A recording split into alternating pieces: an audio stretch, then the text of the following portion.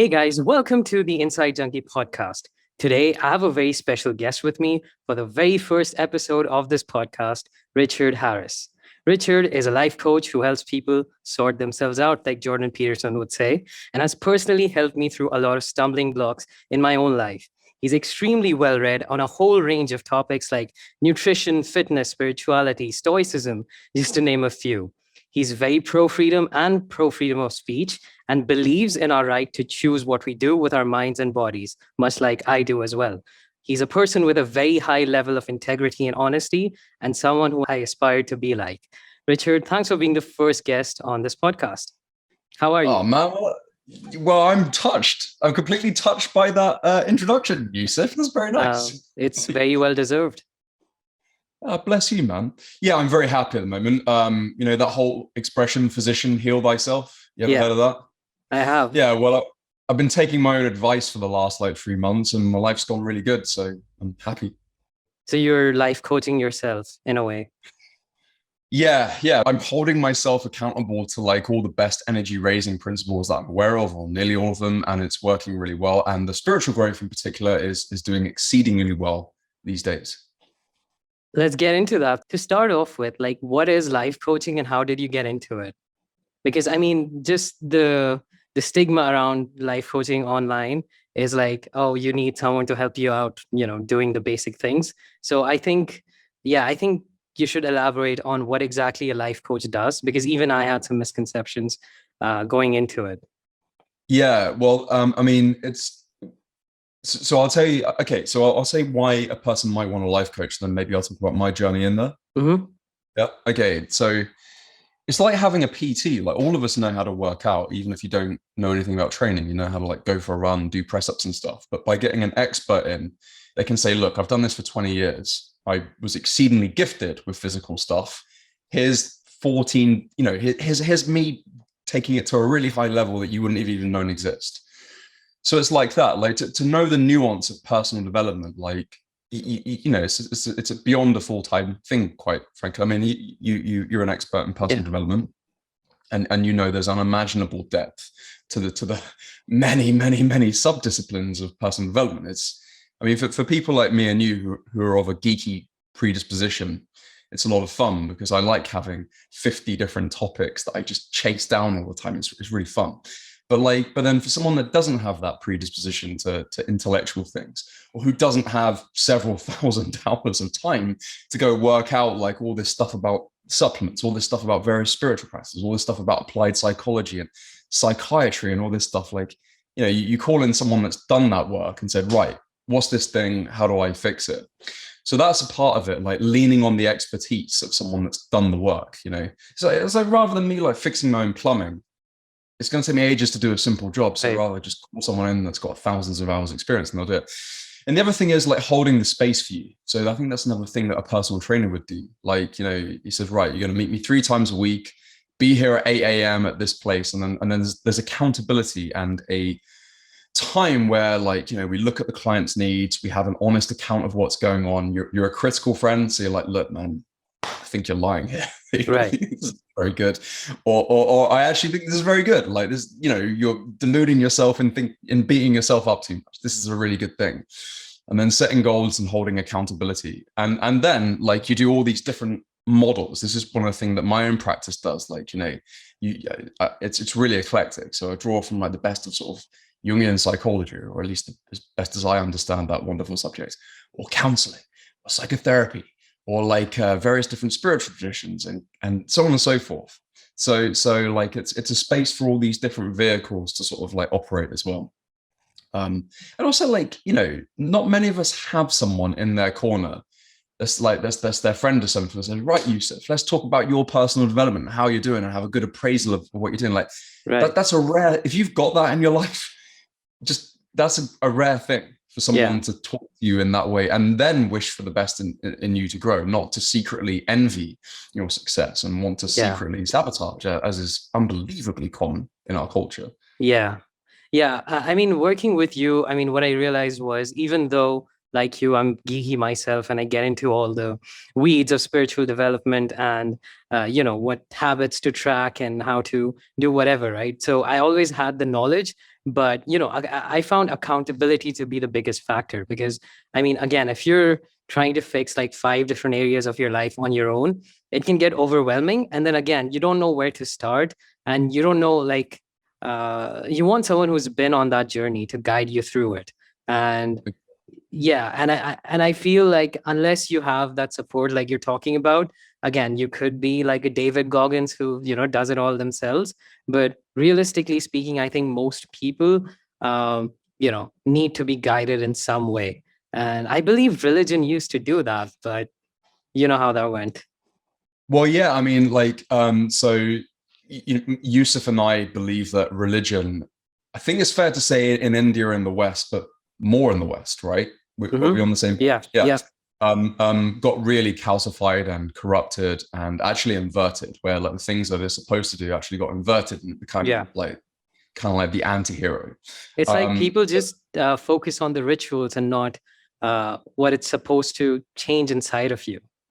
Yeah. So to define our terms, right? Spirituality means like not looking into the materium with your various sense organs, but instead using your inner organs to go into the inner, into the world of spirit, to the world of psyche, and explore and arrange things in there. It's a big universe. And religion did do that stuff, and it failed. And so now people in the West go to church, they do all the rituals, there's all the gold crucifixes, there's all the stained glass windows, all the razzmatazz, and you're bored and you're struggling to stay awake. And then it's like, well, if you really met an angel, or you really met God, or you had a profound shifting of things in the inner, the last freaking thing you're going to be is bored, Right. Yeah. So, I mean, going back to that point, like, did religion fail or did we fail religion? Well, I'll get a little meta. Okay. I think this is a product of the age of Pisces, and it had to go this way. I'm borrowing from Jung's Ion here, but I think Pisces was always supposed to be about people going into centralized authorities, and then the idea is you're okay. Can you unpack where this is coming from? So is this astrology? Because when people hear Pisces, they're thinking astrology. So where is this? It is astrology. Okay. Yeah, so astrology is like a big clock, so like planets and like different galaxies and constellations and stuff, which measure psychological, spiritual processes here on the planet.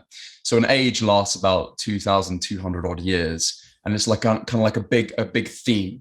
So in the Old Testament it was the age of Taurus, and the age of Aries, which is why, by the way, they had all the ram symbolism, the ram's blood, blow the ram's horn. The Jewish people that are Old Testament people still do that. Then we came on to Pisces, which is the age we're just coming out of, which is all about centralized authorities. There's an unconsciousness in Pisces, and then we're supposed to follow the head fish, Jesus, the big messianic figure that must have come at the beginning. But what happened is those centralized authorities get corrupted, and then it's the Antichrist that's followed, and we're in that act now as everyone goes into Aquarius, where those centralized authorities will collapse. Right. We go into a network, and it's an age of knowledge, though not necessarily wisdom. Being your own person in this weird, like, collective kind of thing. I think that's what Aquarius sums up. And the really cool thing about being alive in this time is we're on the transition between those two ages. We're in this bit at the moment. So I've looked into astrology a lot. Like after our conversations, I'm not entirely convinced, but I do find it very interesting because, we don't know what the people who are coming up with these things were thinking about. But, as I've grown a bit older and read more, I've learned to be humble about things I don't understand. So I feel like, yes, even though it might sound a bit out there, like how can our lives be controlled by the stars or by where the position of the earth is or what time and date you were born? Who knows? I mean, that's my thought process at this point.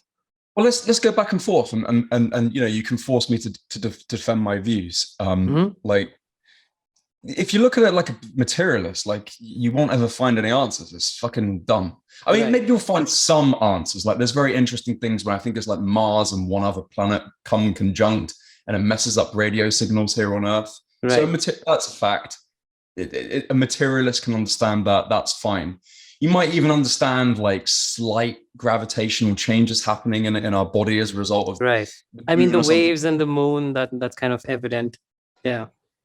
So there's some little bit for the materialist there, but it's not really for materialists. Like it's for the spiritualists. And what it's saying is you've got a psyche, you've got the world of the inner, the spirit, and what's happening are there are big shifts going on in that on a macro level, on the part of our psyche which is shared all around the planet. Like, 'cause some of our psyche is mine, some's yours, and some of it is a collective psyche, and there are actually many layers to that.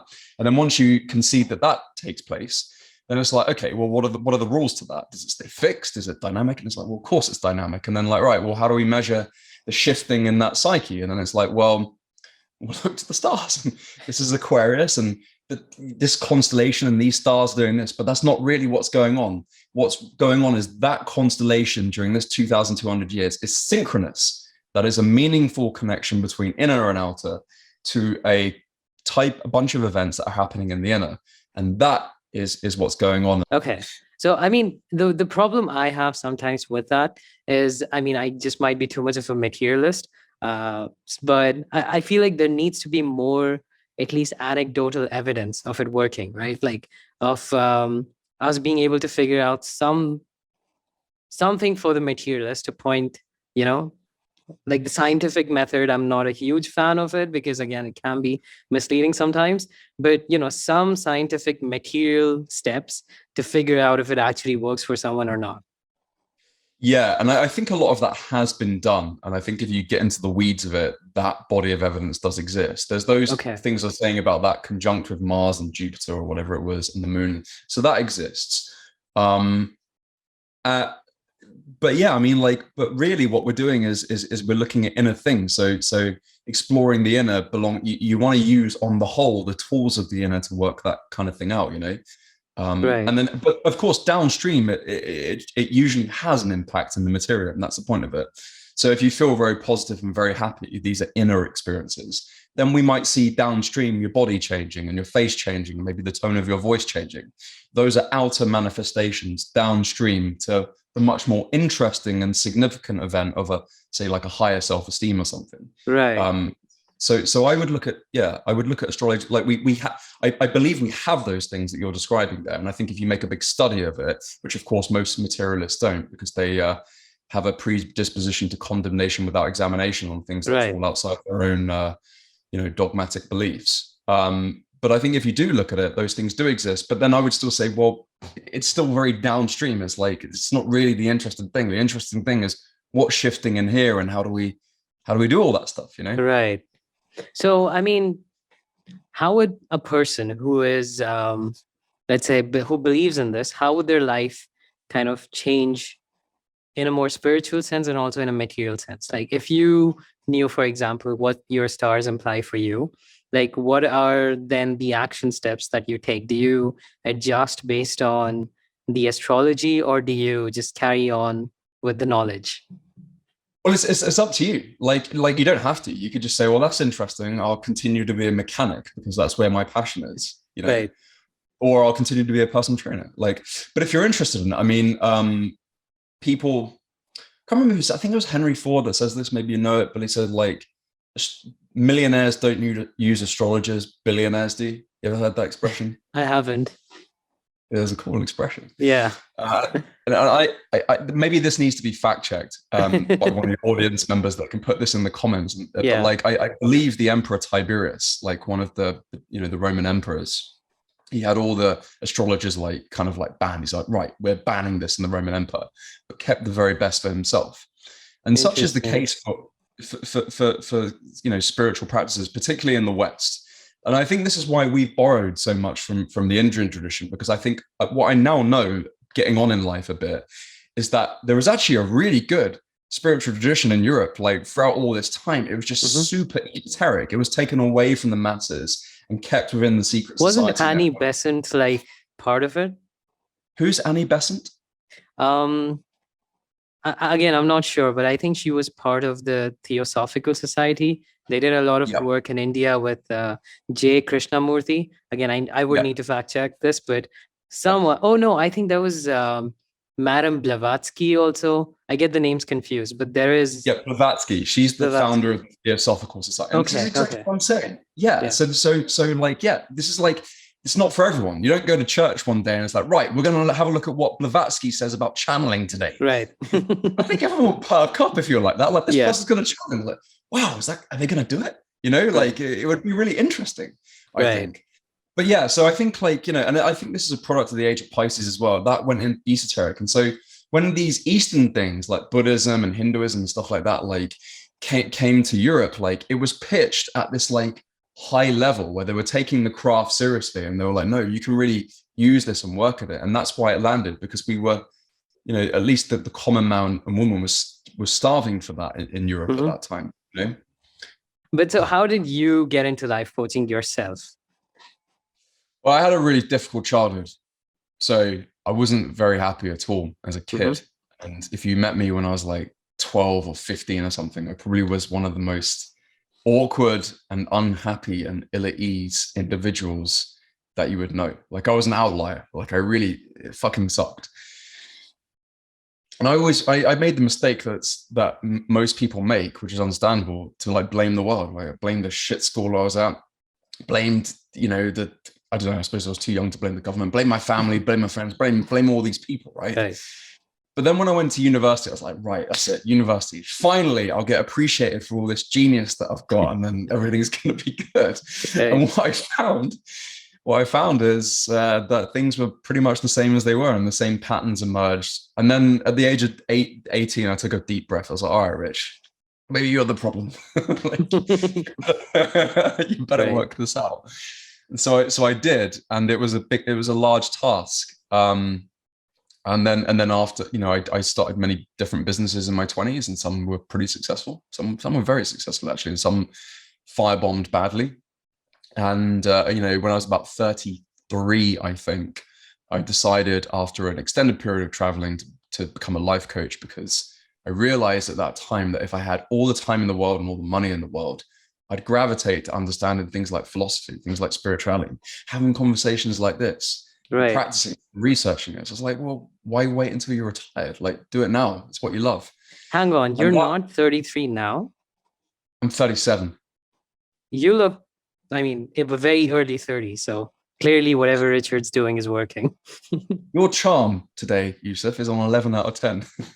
We're recording, so. When we're not recording, it's more like a 5 out of 10. I would push back on that, but no, thank you. That's very kind. But yeah, but there's a point there that might be useful to your audience, like, because finding one's passion in a society which is where we've lost our hearts is very difficult.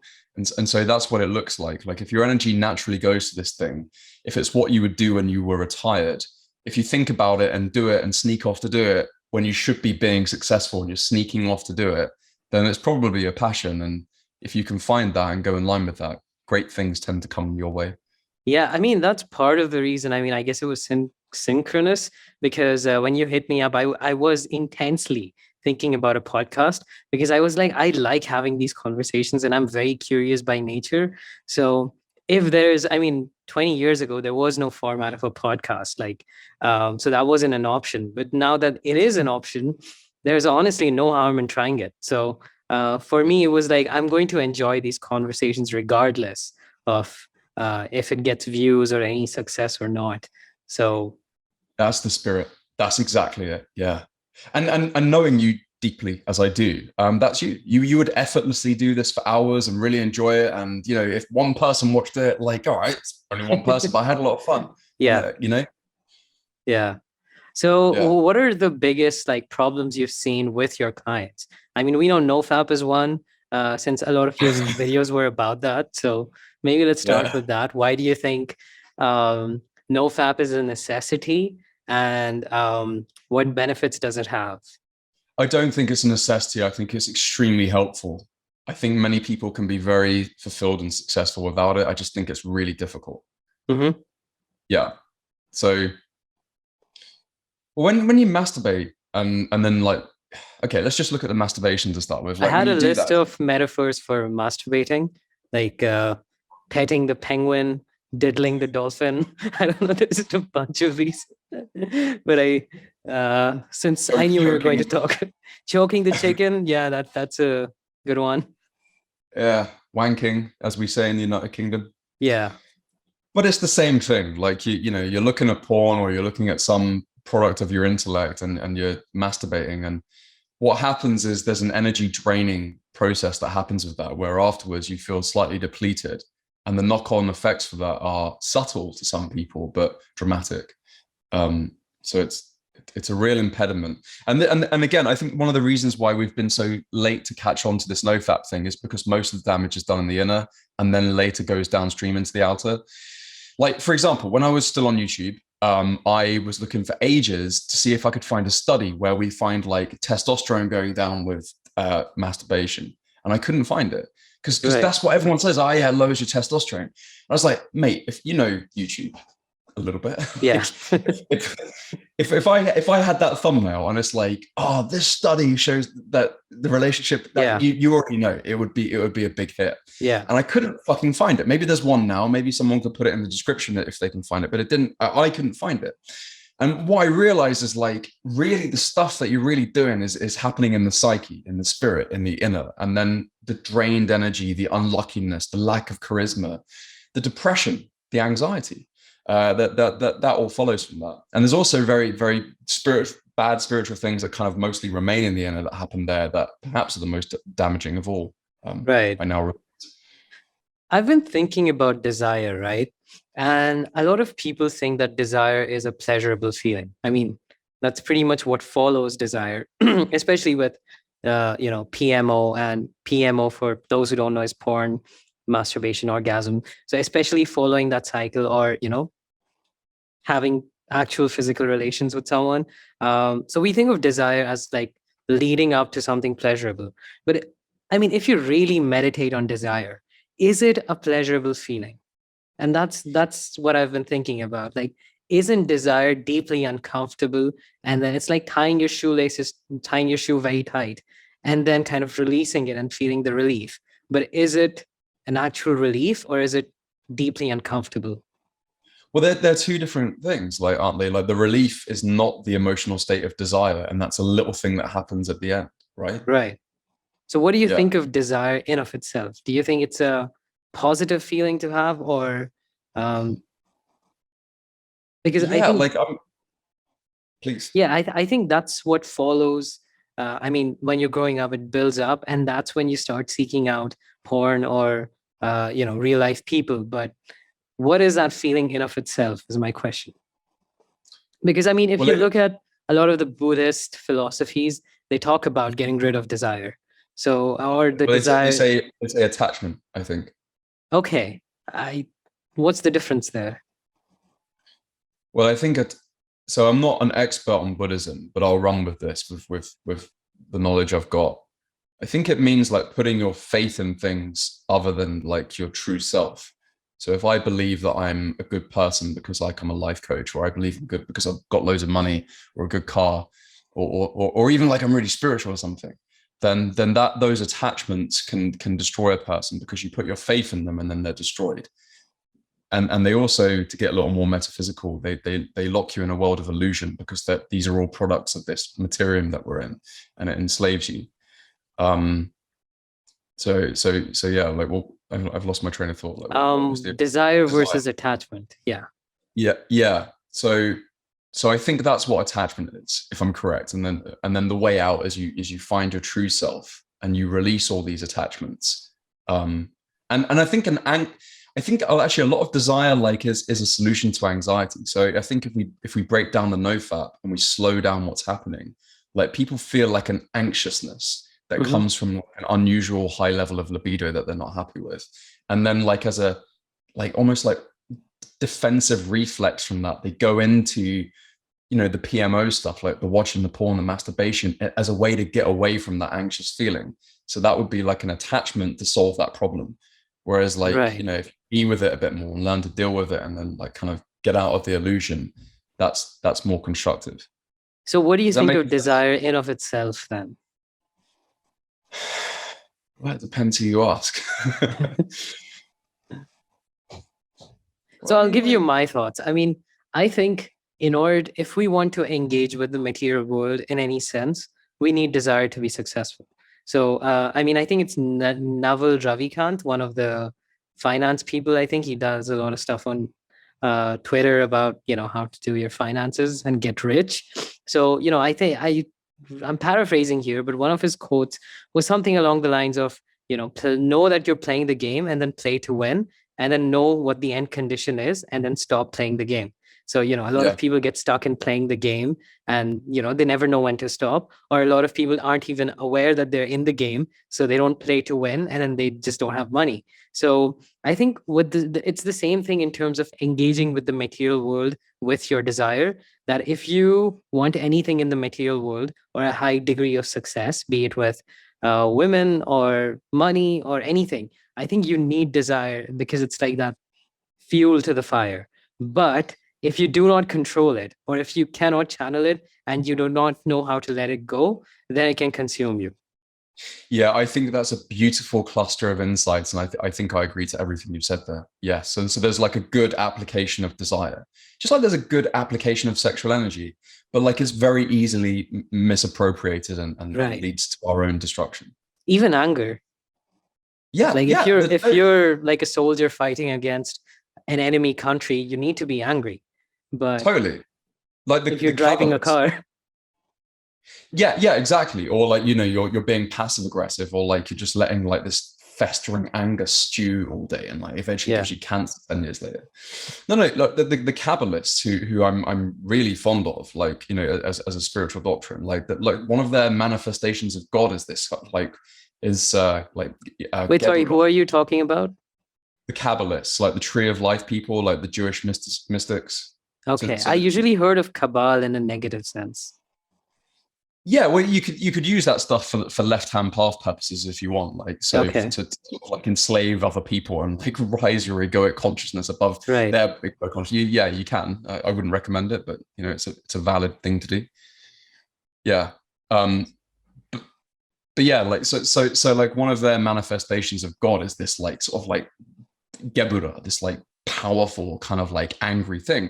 And actually, if you check into your emotions, like when someone's doing something really bad, like they're being like emotionally abusive or something, or they're actually being physically abusive, or they're lying and stealing and cheating, an emotion of righteous anger arises within us. You would feel really bad if you repressed that and didn't do anything. But if you put the boundary in place and you land that and you say, listen, I'm not happy with that, or indeed fought physically if you were called to do that, then it feels right and good. And there's this kind of like way deep within the psyche that was like, yeah, I did a good job there, So absolutely, it's a potentially good thing, and a potentially deeply destructive thing too. So here's a conundrum, right? So this has happened multiple times in my life, and I'm not sure which path to take in terms of dealing with it. So let's say you're out and about, someone disrespects you, right? Like maybe you're in a line in a cafe, and then someone just shoves you, or curses at you, or whatever, makes fun of you. So in that scenario, I have had both situations where I stood my ground and fought back, and I've had situations where I didn't do anything. Almost always, when I didn't do anything, I felt bad, right? Like I felt like something was taken away from me, even though it was a safer alternative. But in any situation where I did do something and I fought back, it's not like I felt that much better, but that self-esteem wasn't eroded as much. So, I mean, is it just a perspective thing that you should just let it go and not do anything, and then also not have your self-esteem eroded by something that's small? Or should you fight and stand your ground? Well, it's extremely nuanced, as you're suggesting there. But I think on the whole, like I would lean as a first response to the stuff you're talking about. Like I don't think it. I think we've been conditioned to just like turn the other cheek all the time and be really meek and overly agreeable and just like allow bad stuff like that to happen. And I think much of the problems of this world are there right now because good people aren't standing up and saying, "Oi, you're lying. You're being disrespectful." But I think it's extremely nuanced. And like the other side of the argument is like, you got that Mark Twain quote, like, don't argue with idiots because they'll bring you down to their level and beat you up with experience. Right. So then if you're like viciously engaging with that hostile energy, then you become it, so then you've really lost because you've become prideful or like full of shame or whatever it is. Right. So there's a lot of nuance with it, but like on the whole, I think there's something very deep in our being which deserves respect. And I think we're called to use righteous anger, whether it's with physical aggression or like an emotional aggression, to put boundaries in place. And I think much of the problems that we have in our culture now are because we haven't done that enough. So when the government says, right, we're going to force inject you, or we're just going to tell you to go in your home, or we're going to lie to you every day. Like us meekly going along with those things isn't true to our deepest nature and causes all sorts of psychological, emotional distress, which we have to repress because we're too afraid to like actually go put the boundaries in place and do something. Yeah. I think what you're talking about there, right, as a meta point of this conversation is you're exemplifying wisdom, right? Because when we're talking about nuance, you need wisdom to be able to see what the right nuance is. And I think we've lost that in the world where people have either lost respect for wisdom. I mean, this is evident in Western society, but even a bit more in Eastern societies as well, that people used to respect their elders. That's still a huge thing in Indian culture, but in the West, I see it's not that common. Like, yeah. So I mean, we're supposed to stand up when a person older than us comes, and we're supposed to be the first one to greet them and things like that, right? Like, we're supposed to respect the elders because they're the ones who have the wisdom. Now, it's another thing that even the elders nowadays, a lot of them don't have the wisdom, but at least culturally speaking, and on a general level, an older person does have more wisdom than a younger person. And I think the fact that we don't respect old people is also symptomatic of why we don't. I mean, the fact that we don't respect wisdom is why we don't respect older people. And I think that's again a cause of a lot of problems we have today. Yeah, you're on the money there, and I think like what happened was we had all these moral traditions that the conservative branch of our psyche carried on from when we worked out wisdom. Because remember, the price of wisdom usually is scars. So if you survive it, you get some scars, and then you're like, listen, don't fucking wank, don't get into that heroin. It's really bad. Like, I've got these scars now. And then what we did is we conserved that. But then what happened is, just like our previous bit about religion, is that like, if you look at my parents' generation in the United Kingdom, they're like, you should tell the truth, kid. I'm like, yeah, cool. Why? You make a damn strong argument that you could lie. You can get a lot from lying. So why should I tell the truth? And their response was just like, just don't, all right? Like, don't wank, don't drink, don't take drugs. Why? Because I said so. And that was about as sophisticated as it got, because by the time it got to our parents' generation, maybe it's different in India, but there was the husk of the wisdom. They said it, they were repeating it, but no one really understood it anymore. Like, no one knew what it was connected to. So then we get to our generation, everyone dyed their hair purple and put lots of piercings in places that probably shouldn't be pierced and stuff, and just said, fuck it. We can do whatever we want. And then what we're finding out now is like, yeah, you can do anything you want. Truly, go do what you want and reap what you sow. Go wank as much as you want. Go take as much heroin as you want. Go lie as much as you want, and then find out why those most moral principles were put in place. And here's the thing about morality: it's there for you. You don't. Yeah, it's there for you and your benefit. And that was one of the perversions, because our parents' generation, why didn't I lie? Why didn't I steal? Why didn't I do drugs? Because I was trying to please my parents. You'll go to hell. I mean, that was the most simple explanation we got, that don't do these bad things because you'll go to hell. Well, that's even worse. Like, so that means, like, why am I doing this stuff? Because I'm a fucking coward. Like, that's no good. Like, I don't think moral virtue comes from being afraid of that. It should come from like a wanting to do good, not being afraid that someone's going to give you a hard time for doing it. I remember hearing this one story from my grandmother about King Solomon. And he was supposed to be, one of the wisest men that ever lived. Big time occultist. Yeah, the Freemason. Yeah, huge on all that stuff. Yeah, we'll get into that rabbit hole. But I mean, the story was that there were two women, and one of them had a child, and both of them claimed to be the mother of the child. So, both of them were crying, and there was no way to know who was the biological mother back then. So, King Solomon thought about this, and he was like, okay, here's the solution. We cut the baby in half, give you both half, and that way you'll both have the baby. So one of the women started crying, and she's like, no, no, let her have the baby. I don't want the baby. I just want it to be safe. And that was the real mother, because obviously a mother wouldn't want her child to be cut in half, even if he's not with her. So that story really stood out to me, because that's, it's exemplifying a kind of out of box thinking, right? That you're aware of like the deeper psychology of how a mother would react, and you use that to find the truth, as opposed to, interviewing people and finding out who the real mother is, like real detective. You can use your wisdom and get to the solution a lot faster. So I think that's the kind of story that attracted me to the word wisdom itself and what it meant to be wise, because there's lots of intelligent people, but not everyone can be wise. So what do you think is the difference between intelligence and wisdom? I think intelligence is the ability to make connections quick, right? That's probably the psychological definition of it, where you can find patterns real quick. Maybe your memory is really sharp. You can make connections. You can talk really quick. But I think wisdom is knowing where to apply the knowledge and intelligence. And a lot of people can be wise without being intelligent. Yeah. So it said it's really smart to be able to build an atom bomb. Yeah. But maybe not so wise, Exactly. Yeah. Yeah. So I think superheroes, for example, unless they're wise, they end up, like in all the stories, like unless you're actually wise, you'll end up falling to the villain. You need to be wise. You need to be able to do the bad. Like, for example, sometimes you need to do a bad thing for the greater good. Now, how do you know? I mean, if someone's intelligent and morally righteous, they'll refuse to do any bad thing, but they're not wise enough to see the bigger picture. Yeah, and that's the very nuanced thing, because quickly when you get a little bit of wisdom, you realize that like actually following the moral code isn't always the moral thing, and what you have to do is aim for goodness from a level of your psyche much deeper and much wiser than egoic consciousness, of which the intellect is a subset. And then sometimes that's doing an egregious thing, and apparently, but you're aiming for good, and you know where to find it within you, which is extremely difficult to be able to do that. Yeah.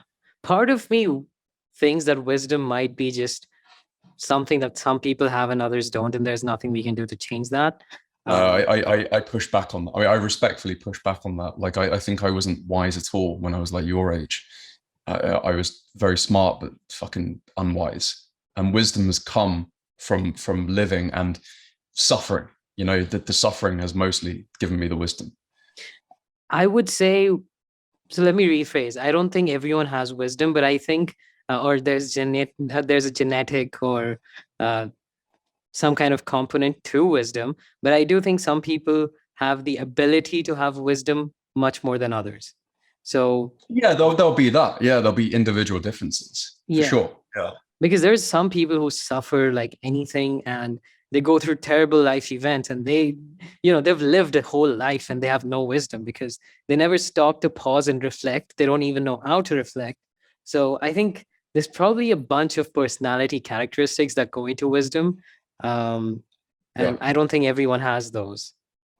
Well, the spiritual paradigm is that like you have an immortal soul, and what you're doing down here in the materium is you're learning all these moral lessons. Right. Rudolf Steiner says moral lessons just means like spiritual growth, like they're synonyms for the same process. And then after a while, when your soul becomes more mature, you get an instinct for the right way and the wrong way. And then eventually, when you know that enough, you're given a bunch of challenges, you succeed in them, you remove yourself from this world of illusion, and you pass out. So that's the Gnostic paradigm, that's the Buddhist paradigm. I think it probably works that way, actually. So have you, I mean, we've talked about psychedelics before, but how does, how have psychedelics helped you in realizing some of the truths that we're talking about, and have they helped you gain more wisdom? Yes. Yeah, massively. And some probably the most terrifying moments of my life have been on psychedelics as well. So, our problem that like our religious systems have been calcified and nothing really happens. There's no spiritual experience. Mm-hmm. The advantage with psychedelics is you take 300 micrograms of LSD, like you're having you're definitely having a spiritual experience there. Right. And that's cool, because in a spiritually dead materialist society, that's an invaluable thing.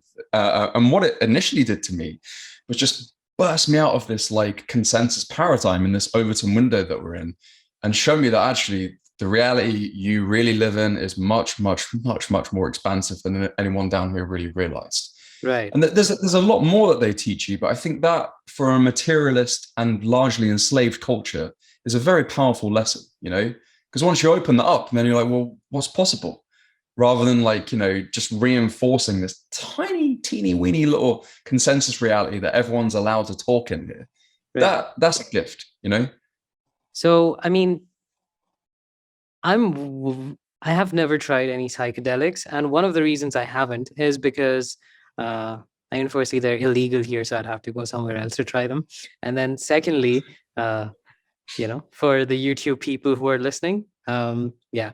And then secondly, for me, I'm very aware of this one quote by Alan Watts, I think. I'm not sure who said it, but it was something like, beware of unearned wisdom, right? And so I feel like psychedelics might be a shortcut to getting so much more wisdom than you've earned. And that could, fuck someone up, I think. And that's why you may be right. You may be right. I mean, so I've done a lot of psychedelics. I don't know how many hundreds of times I've done it, but it's a long lost count with many different sacred medicines. What it's like, the best I can tell is they're amplifiers of the psyche. So whatever's in there gets amplified, and then you go on this massive journey where you explore the inner, which gets projected out in fabulous fashion because there's so much energy going on. And it's kind of like traveling. Like, I mean, if you went traveling for 6 months, you'd be a changed person, wouldn't you? You'd be different. You'd be pushed. You might have got mugged a couple of times. You might come back with some scars and different, right. Like horrible food poisoning or something like that. And I think it's like what it's always felt like to me is like that. Like, it tests you. And it's freaking terrifying sometimes, but it feels like it's just like you get this accelerated. Like if you went traveling for 6 months, you probably learn more than if you just stayed at home in your normal job. And it feels like psychedelics are like the inner version of that. They, at least, I don't discount what that person said about unearned wisdom. I think I get an interest in there's something to it. Perhaps where the application is actually is like, don't go amplifying your psyche like that when you've got really elementary jobs to work out here first. Right. Don't then go take spiritual steroids when you're struggling to make your bed in the morning, Yeah. But then there's a nuance to that. Like, probably if you did it, it would help you a lot, to be honest. But also it could send you to hell. So yeah, that's why. I mean, I feel like I need to add a disclaimer with psychedelics, because I think they're more powerful than people can even imagine. I mean, and you don't mess with powerful things without completely knowing exactly what you're getting into. So, I wouldn't, and that's why I would never encourage someone to try them. It has to be, if you're that passionate about trying it, you're gonna try it. But you shouldn't try it if someone else tells you to try it. Yeah, that's such a good point. Well, like, to someone that's never taken it before, like, just imagine for a second that like everything you knew about reality, and that includes you, your psyche, your mind, everything. Yeah. The anchor's gone off. That's gone now. And now like a whole new dealing of things like time and you and your consciousness and everything about reality, that gets reassessed. Now, if that doesn't frighten you, you haven't thought about it nearly enough, because that's as terrifying a thing as I can think of. Yeah. And actually, one of the great lessons I've got from my many psychedelic experiences is like, boy, oh boy, this whole reality thing is so big. The abyss of that is so terrifyingly big. And it must be grappled with in the most like sincere of ways, in a serious, sincere ways. I'm not expressing myself. It's serious is what I'm saying. Yeah. Yeah, so I think, you should be terrified before taking psychedelics. And if you still want to try it, maybe. But if you're not terrified of them to begin with, maybe you're too lackadaisical. And you shouldn't do that. You have no idea of the implications that it will have on your life. Yeah, absolutely. And then make sure you laugh as well. Like, once you're in it, just make sure you laugh at the whole thing. It's a lot better when you do that. Right. Have you heard of Donald Hoffman and his theory of consciousness? I've heard of Albert Hoffman, But Let me double check if that's his actual name. I might be getting his name wrong. I'm bad with authors' names, by the way. Like a lot of people ask me like book recommendations, and I'm just like, there was this book. I remember the title. I have no idea who the author is. Yeah, Donald Hoffman. That was the right name. yeah, I don't know Donald Hoffman. So he has this theory of consciousness where, I mean, if I had to summarize it, it would be something like we are living in a sort of VR simulation. So it's like we perceive reality in a way that allows us to function and survive the best. But that may not be necessarily how reality is. I'm sure you're aware of it. I mean, this is a very common theme with people who have experienced psychedelics. But he tries to get at it mathematically, and he's trying to write equations for it. And he is like a proper professor. So he's legit in terms of exploring consciousness from a material sense. And, the example he gives is the fact that, let's say you're playing a GTA game in VR, and you think that, moving your hands like this is turning the steering wheel because you're holding a VR controller. But that doesn't mean that you're actually driving a car. You're inside a VR simulation that makes you feel like you're driving a car. Now, while you're inside that simulation, you're in GTA, it's in your best interest to not think about the higher layers of what the code is doing, of how everything works. Because if you want to play the game, then you need to, feel like it's real. You need to, believe that you moving your hands will move the steering wheel. But the programmers who made the game could very easily change left to right and right to left. And then the controls would be completely opposite. And, that would be your reality then. So his case is that we just might be in that level of perception where we cannot even grasp what the true nature of reality is. Well, I'm with you. I actually believe he's right. I don't like the materialist VR metaphor because I just think that's just a product of our times in this random little time window we're in. But how is that different to like Gnosticism, to Buddhism, to Kabbalah? I think something like that is going on. I think that's what the materium is. Like we've got lost in this mirror world, like the Greek Narcissus myth. When we look into the river and then become enthralled by the reflection of our own image. I think that's what this experience down here is. And I think we're here to learn a bunch of like moral lessons, spiritual lessons. And then eventually when we're spiritually sophisticated enough to withdraw out of it, and then we're doomed to not doomed, but we have to reincarnate to, kind of like you're held back a grade a bunch of times until you get it. And then you come out. And it's not just like you get it in one go, like there's gradations of it. Like, you start to see through the illusions a bit more and then able to use those inner faculties to influence the outer as you progress along that way. Yeah, I mean, in India, they call it Maya, right? Like Maya is illusion. Like they say that the whole world is an illusion. So yeah, I think it is. Part of me thinks that there was another theory. I forget where I read this, but it was something along the lines of reality is this lucid dream that we're all creating together.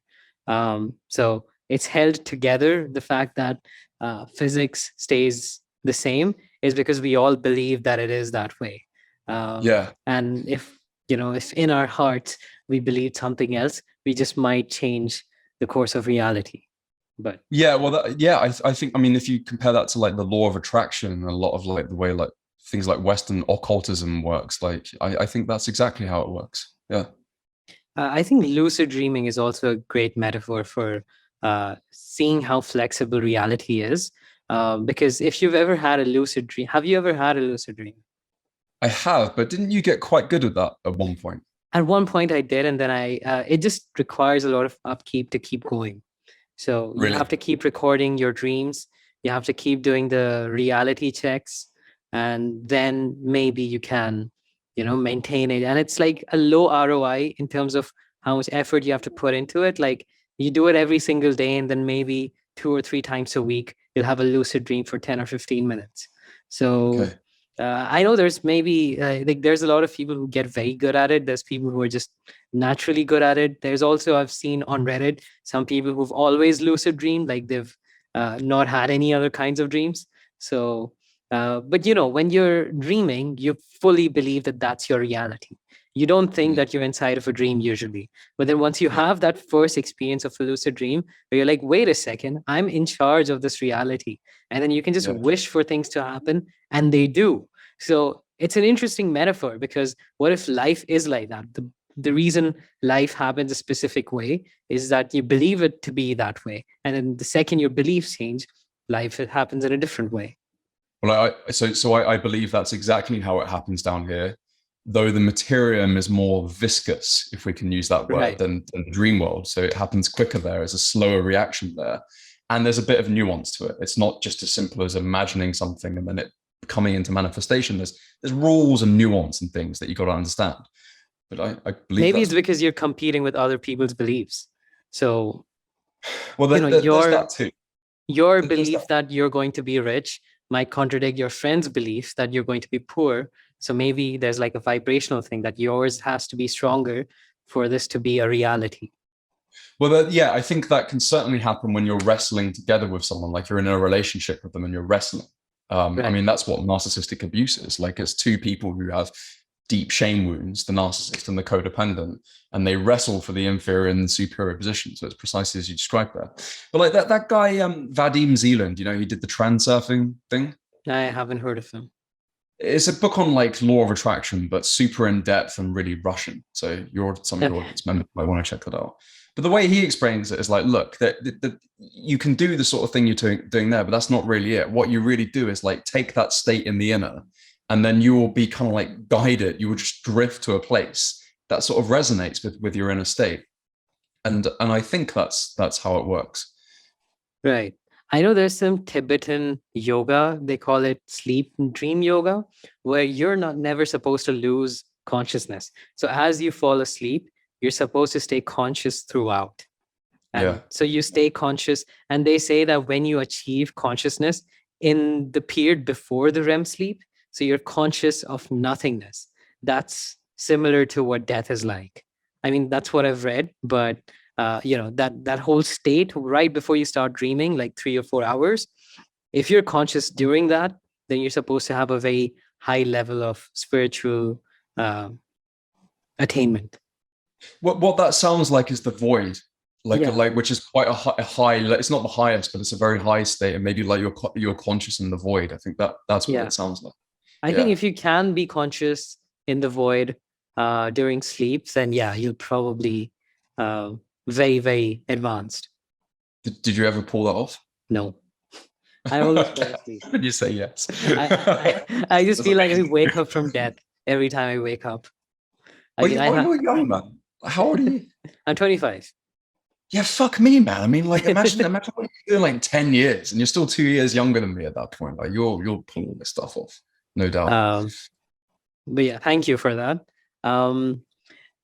What is so I've been curious about this a while. Like, have you ever, learned something that, you didn't know about coaching other people and seeing how they're transforming? And then you learn something about, how to either coach people or something esoteric, or you learn something about yourself coaching someone else?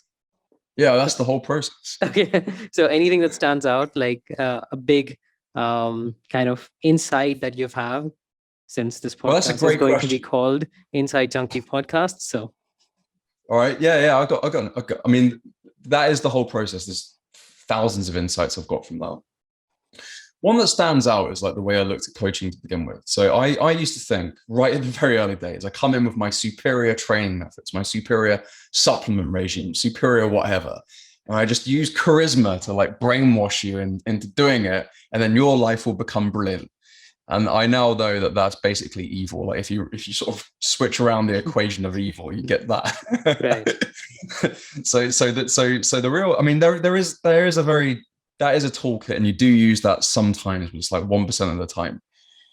Because the problem with doing that is what you do is I give you the perfect recipe, and if you're a very good coach, it will be perfect. Like I'll be able to argue 10 out of 10, that's the perfect thing to do with references and everything.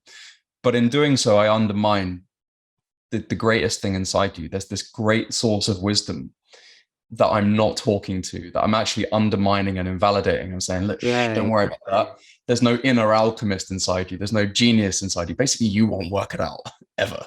Look at you. So we've got the perfect stuff here. Take that, and then you can be perfect too. And it's so narcissistic. Cults work like that, as far as I can tell. So the way is, you actually do want to have the really well-knowledged, battle-tested ideas. But then what you have to do is temper that with looking at that inner genius inside your coaching client. And then there's a lot of interplay with that. But the default is looking at that great wisdom inside you and expecting it to work out. And that's a lot harder than being charismatic and sort of like whitewashing people with your brilliant ideas. Right. Because I mean, I don't coach people, but having a YouTube channel and just reading a lot, people do come to me with their problems. And in general, what I've seen whenever I'm giving someone advice, it's hard to figure out exactly what it is that they need to hear, because you might have the best ideas, right? You might be able to see the solution perfectly clearly. But if they're not willing to implement that, then your advice is completely useless. So you have to, in a way, figure out not what they're saying they need, but what they actually need, and deliver it to them in a way that they can respond to it. Yeah, that's such a good point. And that's a skill that comes with many hundreds of hours of coaching, because you get a feel for where they are, and then you get a feel for what they're in denial of. And, it takes a long time to do that, but a good counselor, a good coach will get an instinct of that and know where to direct the energy. But that Right. takes time, a lot of time. Yeah. That's also the difference I've seen personally between, like, your coaching. You're the only life coach I've had, but so I just might have lucked out initially. But between your coaching and some of the therapy I've done in terms of like psychological talk therapy, is you're not bound by my feelings, right? So I feel like a therapist cannot hurt me in a way, or has to be a bit gentle with me, because they're dealing, because the philosophy going into it is I'm vulnerable and I need help. But So dark, isn't it? yeah, and then with you, it's like, you're strong and you still need help, and here's what to do.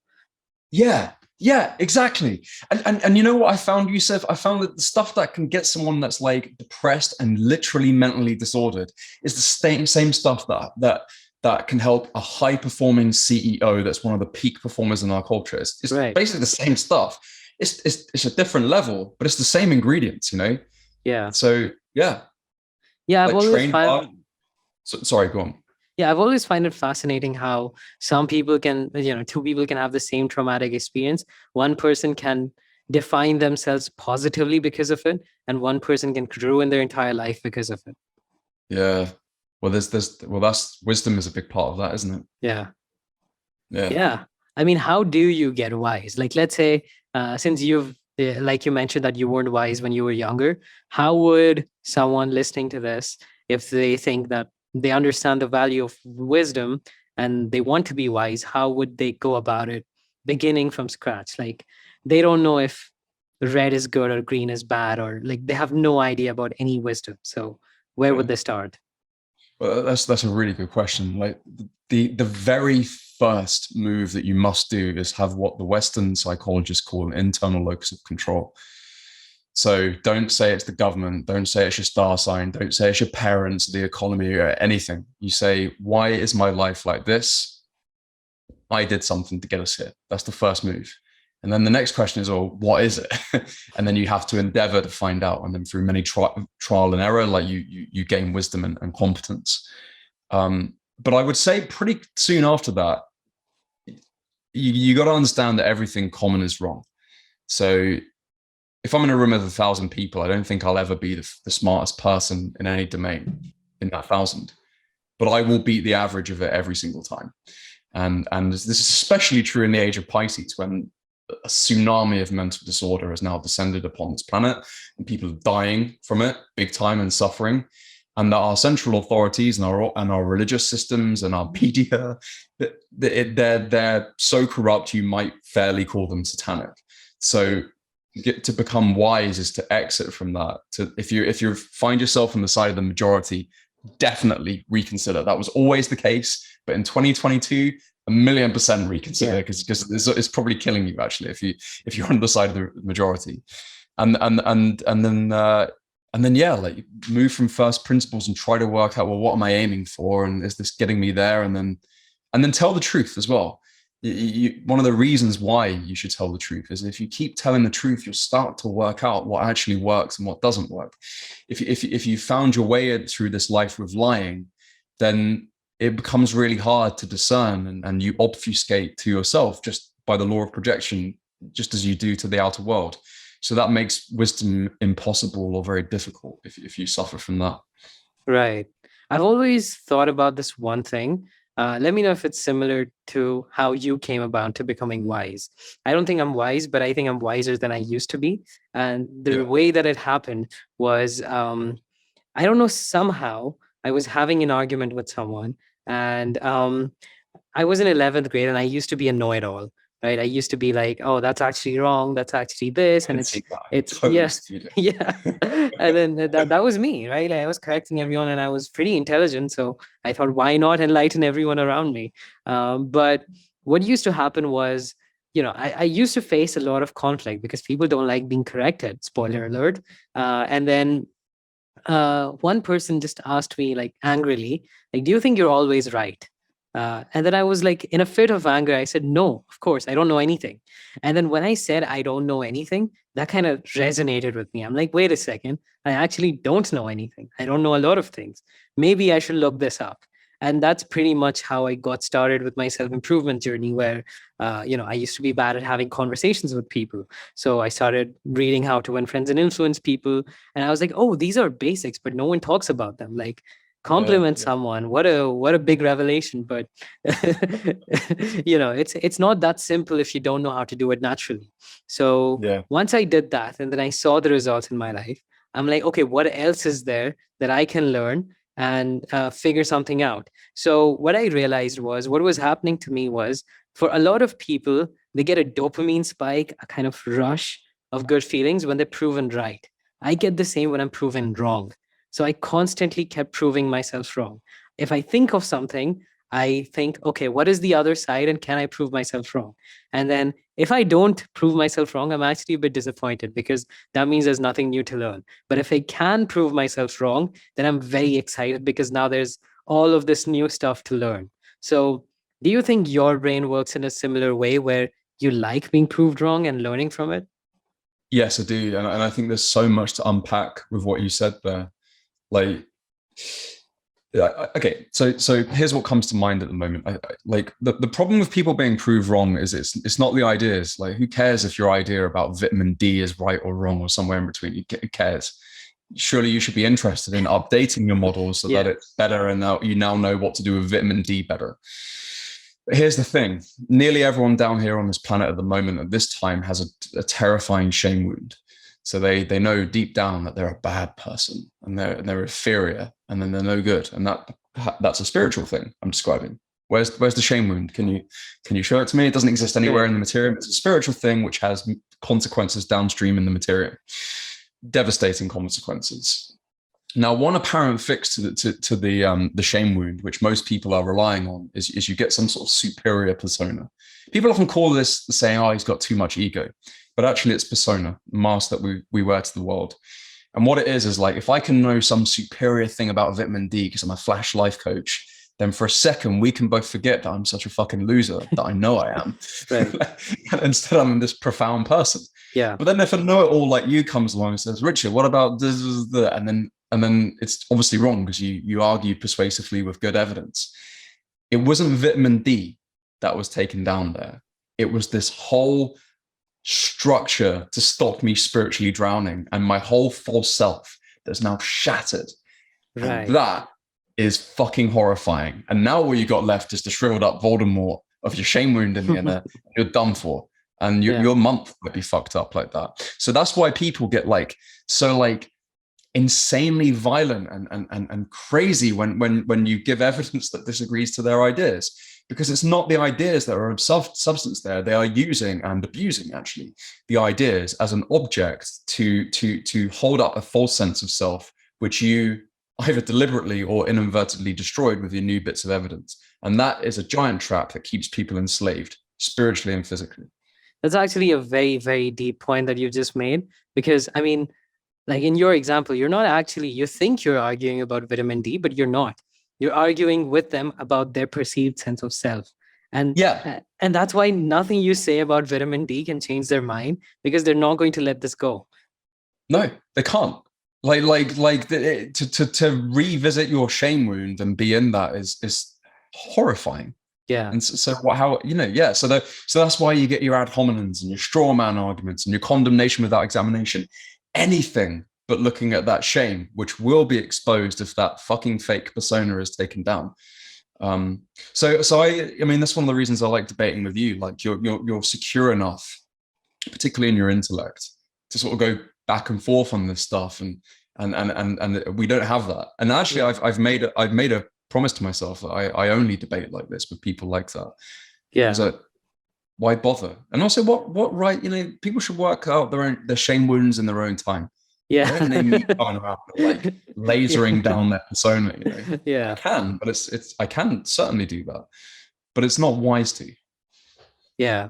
Yeah, that's something, I mean, you're completely right about that. I've learned that as well. If someone isn't like you or me, where they like being challenged, because I mean, you want to be shown something that you haven't thought about, right? Because you're like, oh, okay, that's cool. Because both of us don't have any ego involved, especially when we're talking about intellectual things, because, we both want more insight. But when you're arguing with someone who, prides themselves on their intelligence, and they're talking about, I am right, and this is my political views, and my whole identity is based on my religion or my politics, and it's like there's nothing to talk about there. Yeah, and the real shame is, like, let's say that they have this religion, right? And let's just say it's a good religion. It's one that really works, right? What they do when they put their pride with a big P, that superiority and that identity onto the religion, is that they abuse it. They objectify it, and the sacredness is taken out, because they're actually saying, well, forget what the religion actually does. It's really there now to prop up a false self-esteem, which abuses the religion and actually forces you to be bad. Because if you lose the ability to be wrong about it, best case scenario, you're not going to learn as fast as you could. Worst case scenario, you'll degenerate, and your capacity in that religion or what have you will get worse, because you can't be wrong. How could you? You have to revisit the shame wound if you do. I think also people have lost the ability to argue effectively, like, or I mean, argue is a negative word. Let's say debate. Because I mean, I don't want to. A debate should be between two opposing sides, where you're both convinced of your side enough to actually represent that side, but also open enough to see the other side. Like, if two people are not willing to change their mind, then they're just competing about who has the more persuasive speech. But if you're open to changing your mind, then it's a real debate, because then you can ask like insightful, pointed question to actually satisfy your curiosity. Yeah. So I think there actually is a place for that sort of like barrister like debate team thing in the public discourse. So I would like to see someone like Jordan Peterson argue against Sam Harris, and maybe neither of them want to budge or something, but just to see the strongest possible form of the arguments come. Right. I think there's a public good that comes from that. I think there's a certain narcissistic kind of like satisfaction that you can get when you do that privately, when you shut someone down and get them. And I think if you're a little wise and actually you love yourself enough so you don't need to do that, I think that's a kind of a thing that you could avoid. But no, like, further to our previous point, like I only want to talk like this with other people that want to talk like this. Jordan Peterson again said, what was it? Like, truth seeking is when you value what you don't know more than what you know. And that's what it is. Like, there's a curiosity to say, all right, I've got this model, it's good enough, but how might it be a little more accurate? Let's find out. And you can only do that if you're not tying your false sense of self into whatever idea you've got. And by the way, like, one of the ironies, the many ironies in this clown world we're living in at the moment, is that the people that tie their self-esteem to that high intellect, the type like journalists, a lot of university type people, tech bros. Who's that? Tech bros. Tech bros. Yeah. they tend to be such midwits, I find. They tend to be very 7 out of 10 in their capacity for abstraction, I find. Right. Yeah. Something else I've noticed is, I don't know if this is exactly true, but I feel like the more intelligent you are, the less likely you are to even question that you're wrong. Because 90% of the time, you're usually right. So the 10% of the time that you're actually wrong, they might be huge. They might be the biggest problems in your life. But just because you've been right so many times, you're just not willing to look at this. Yeah, I think that's a very good point. And also you'd actually be very persuasive for other people as well. So like people might want to point out where you're wrong, and you can sort of like, really, really use your intellect to get your own way, even though you're actually not right, Yeah. A pet peeve of mine are the people who act like they're open-minded, but deep inside they have an agenda, like, oh, okay, I'll show you how you're stupid. And you get nowhere with those conversations, because it's like they're listening, but they're listening to where they can point out a flaw, not really understanding what your overall point of view is.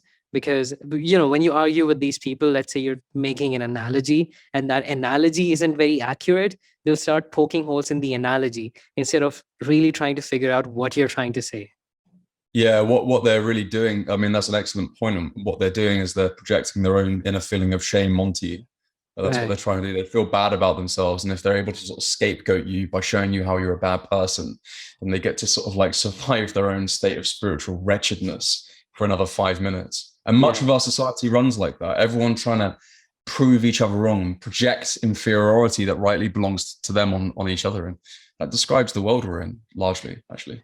So I think we should hit on the persona, and then we can probably call it a day. So persona is the one biggest lesson that I got from you, as in what my persona was and how it was hindering my self-improvement. Because like you had mentioned to me, I had this persona of a lot of things that I wanted to be, right? And then my day-to-day wouldn't match that persona, because I'm supposed to be the guy who can work for 12 hours a day, exercise, eat perfectly, and then do everything else correctly.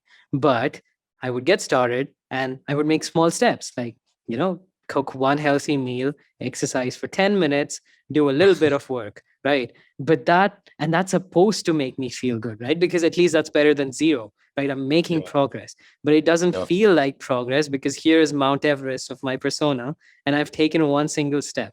So I think this is true for almost everyone, and which is why most people do not progress in their self-improvement, is because they are not even aware of the unconscious persona that they've created. So can you dive deep into what a persona is? How do you identify it? And what do you do moving forward? Well, the persona is the mask that you wear to the world. So what this is I'm shoring up. I mean, I'm trying to be as authentic as I can, but to some degree, like, there's parts of my psyche that I'm now shoring up, and I'm saying, hey, Yusuf and the rest of the world, this is who I am.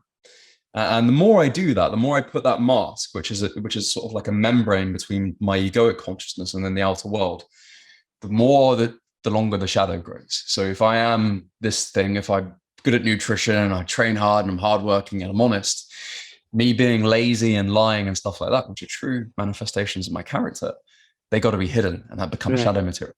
So the more I shore up the mask, the longer the shadow grows. And a big part of coaching is actually just getting rid of both and integrating and becoming whole.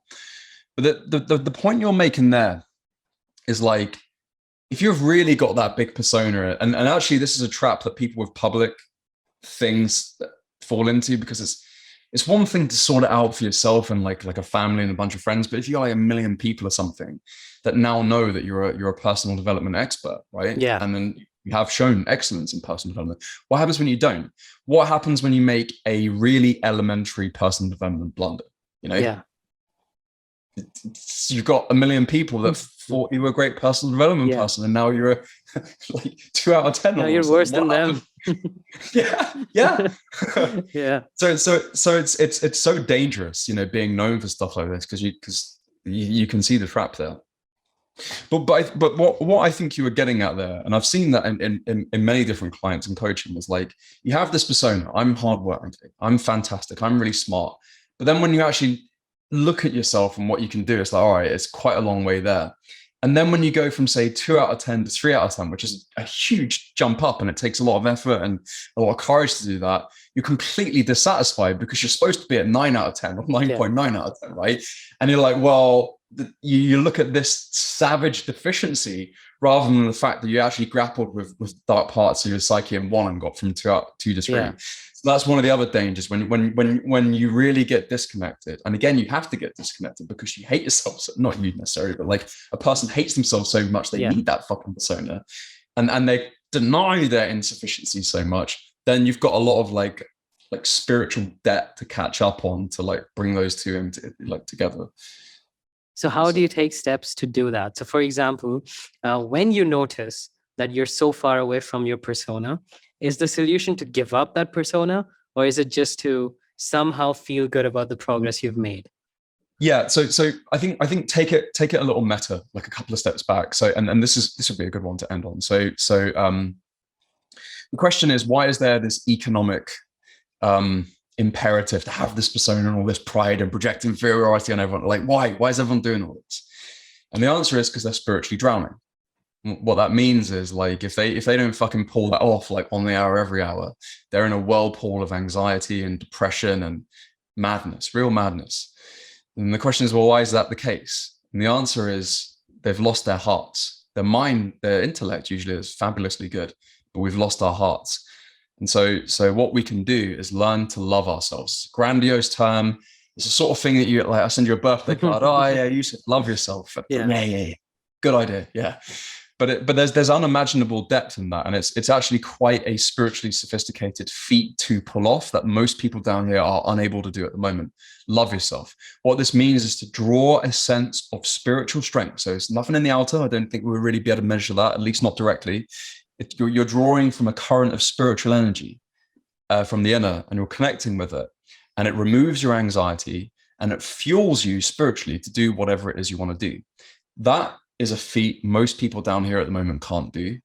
And then if you do that, and then this is where like I think the counselors call that an internal locus of evaluation, different to internal locus control, where you look within yourself and you say, what's right and wrong? Am I doing good? Am I doing okay? When you're asking questions like that, you're connecting to this higher expression of yourself in the inner, and you learn to love yourself. And then you do that a bit more and you learn self-confidence, and you learn not fake persona self-confidence, the real stuff. And then when someone says, well, what's your passion? It's the easiest thing in the world to answer, because you're so connected with your heart all the time. You know it minute to minute. It's easy. Right. And then because you're not spiritually drowning, I don't need to use you as an object.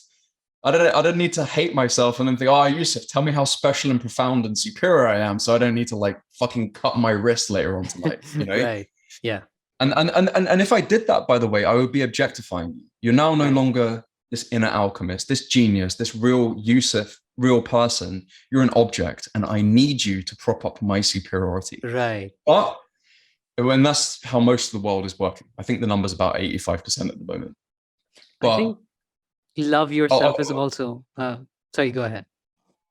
No, go on. I think you were going to get to where I wanted to finish. Yeah, I think love yourself is one of those quotes or truisms that have been bastardized so much that nobody even really knows what it means. Like posting a hot selfie of yourself with the title "Love Yourself." I mean, it's clearly you're doing the exact opposite. You are having other people love you so that you can love yourself, right? So, well, great point. So what that is that's the narcissist myth, and that's narcissism, and then narcissistic personality disorder, where you wish to lay claim for virtues that you don't have. So what that is I'll make this persona, physical world, material version of me #loving, and I'll get 1 million people to say, yes, you are a very loving person, while the inner me is this shriveled up Voldemort, wicked, horrible, shame-ridden, nasty individual. And then you say, well, who's Richard? I'm like, oh, the loving one, obviously. And so many people are like that. We're in this mirror world where like Richard's really hardworking, Richard's loving, which is one of my favorite ones. He's so charitable. Look at all this charity he's doing. Yeah. When only wickedness and lies and wretchedness exist in the inner. And you, as you might imagine, you get really fucked up from doing that. And you don't have to do all that stuff if you learn to love yourself for real. Because then if you want to be loving, be as loving. You want to be charitable, be as charitable. You want to be wise, be as wise. And this is what the adept uses when you get far enough in your spiritual practice. You don't worry about explaining wisdom to someone or showing everyone how charitable you are. You be the wisdom, you be the charitability or whatever that is. And then by your presence, those principles are exuded around you. Right. And that is the real way to do it. And that's the fix on quite a deep level to all these many problems that we're facing here on the planet at the moment. What a wonderful thought to end us on. Thank you for being the first guest on this podcast. I hope we can do this again, monthly, 2 months, whenever you're free. And for anyone listening, if you want to sort out your persona and really figure out how to actually move forward with your life, I would consider contacting Richard. He's personally helped me a lot. And, he looks at things in a way that after reading so many books that you can see behind me, there were still insights and things about me that he could show me. So I'm sure if Richard is open to clients, he can help you do that as well. Well, thank you, Yusuf. That's very cool. I had a lot of fun today, as you could probably tell. I did as well. Thanks for watching, everyone. That's the end of this episode.